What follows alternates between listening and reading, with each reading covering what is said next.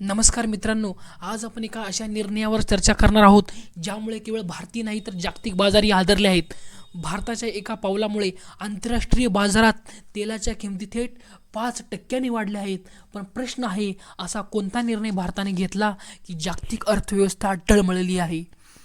ट्रम्पचा दावा, भारत आमच्या बाजूला आला.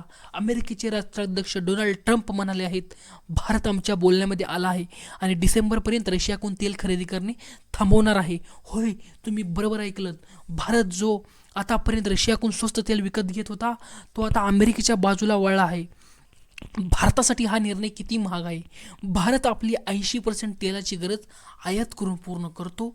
रशियाकडून स्वस्त दरात तेल मिळत होतं, त्यामुळे भारताचं परकीय चलन वाचत होतं. पण अमेरिकेच्या दबावाखाली जर आपण रशियात तेल बंद केलं तर जागतिक तेल बाजारात मागणी वाढेल आणि दर चढतील. आणि हेच झालं. तेल महागलं, पण भारताचा फायदा कुठे?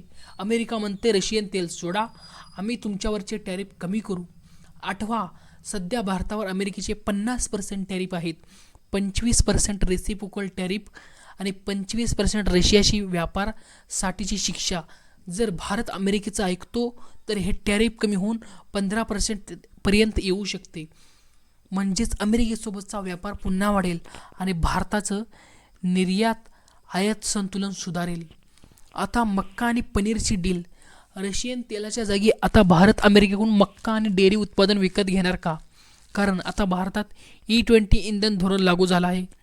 यात पेट्रोलमध्ये 20% इथेनॉल मिसळलं जातं आणि हे इथेनॉल मक्का आणि ऊसापासून तयार होतं. गेल्या वर्षी भारत मक्का एक्सपोर्ट करायचा, पण यावर्षी पहिल्यांदाच इम्पोर्ट करतो आहे. कारण गन्याचं उत्पादन कमी झालं आणि इथेनॉलसाठी मक्का लागतो. अमेरिकेत उत्पादित होणारा जेनेटिकली मोडिफाईड मक्का भारतात येऊ शकतो, पण तो अन्नासाठी नव्हे तर इंधन निर्मितीसाठी वापरला जाईल. यामुळे अमेरिका आनंदात आणि भारताचं E20 लक्ष्यही पूर्ण होईल. नॉनव्हेज, मिल्क आणि पनीर मार्केट. अमेरिका भारताला म्हणत आहे, आमचं प्रीमियम पनीर घ्या, आम्ही प्युअर क्वालिटी देऊ. भारतामध्ये मिलावट वाढल्याने अमेरिकेत डेअरी उत्पादनासाठी आता दरवाजे उघडले जात आहेत.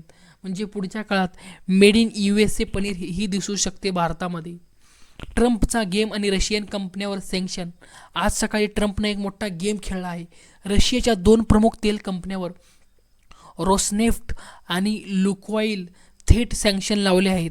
आता भारतातील रिलायन्स आणि नायरा यासारख्या कंपन्यांकडून तेल विकत घेणे कठीण होईल. याचा परिणाम तेलाच्या किमती तासाभरात 5% वाढल्या. निष्कर्ष, भारत एका अवघड वळणावर आहे. एकीकडे अमेरिकेचं टॅरिफ प्रेशर, दुसरीकडे रशियाचं स्वस्त तेल. जर भारत अमेरिकेच्या बाजूला वळला तर जागतिक बाजार हे नक्की बदलणार.